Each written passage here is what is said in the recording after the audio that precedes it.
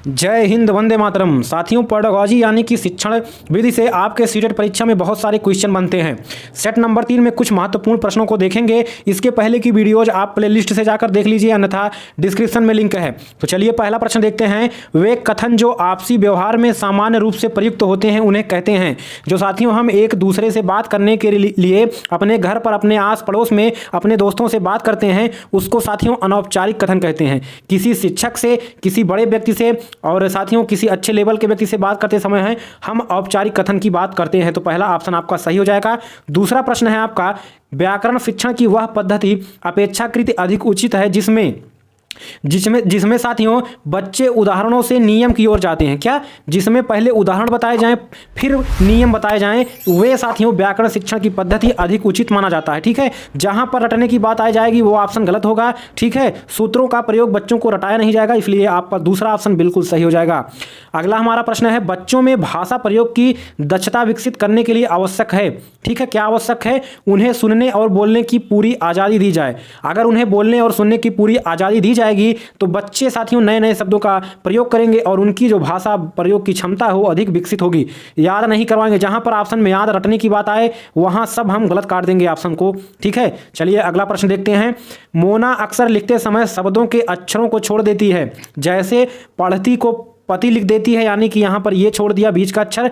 अभिनव को भनव लिख दिया, यानी कि भापे छोटी ई की मात्रा को छोड़ दिया। ठीक है, इसका सबसे उपयुक्त कारण हो सकता है। ठीक है, यानी कि उसके विचारों में स्पष्टता नहीं है। ठीक है, रुचिकर नहीं है। रुचिकर ही ना होता तो लिखता, जो मोना है अगर उसको रुचिकर ना होती तो शब्दों को लिखती ही क्यों? तो इसलिए पहला ऑप्शन नहीं होगा।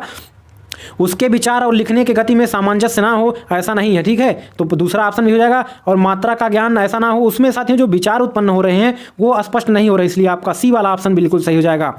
अगला हमारा प्रश्न है साथियों, अपनी कक्षा में समावेशी माहौल का निर्माण करने के लिए आप किस बात को सबसे अधिक महत्वपूर्ण मानते हैं? ठीक है, देखिए यहाँ पर पहला ऑप्शन है, विभिन्न प्रकार के दृश्य शब्द संसाधनों का सदैव अनिवार्य प्रयोग। जरूरी नहीं है साथियों कि हमेशा आप ऐसे संसाधनों का हमेशा प्रयोग करें, तो पहला ऑप्शन आपका गलत हो जाएगा। स्वयं को बोलने की गति को बहुत धीमा रखना, ऐसा भी नहीं है, बहुत धीमा बोलेंगे तो पीछे के बच्चे ना सुन पाएँ, तो आपका ये ऑप्शन गलत हो जाएगा। सभी बच्चों से सभी भाषिक प्रकारों को समान रूप से संपादित करवाना, ठीक है, उन पर फोर्स नहीं करेंगे, तो आप सबसे बेस्ट ऑप्शन आपका ऑप्शन डी होगा।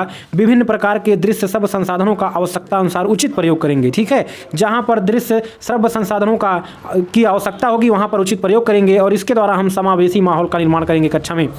अगला हमारा प्रश्न है, हिंदी साहित्य के इतिहास के संबंध में modern vernacular literature of Hindustan, ये साथियों बुक का नाम है, modern vernacular literature of Hindustan, किसने लिखा है? तो आपका लिखा है जॉर्ज अब्राहम ग्रियर्सन ने। ठीक है, तो आपका ऑप्शन भी बिल्कुल सही जवाब हो जाएगा। तो ये साथियों उम्मीद है आपको वीडियो बहुत अच्छा लगा होगा। ऐसी वीडियोज के लिए चैनल को सब्सक्राइब कर दीजिए और वीडियो को लाइक कर दीजिए। नीचे एक प्यारा सा कमेंट करना ना भूलिएगा। अगली वीडियो में मुलाकात होगी, तब तक के लिए नमस्कार। जय हिंद, वंदे मातरम।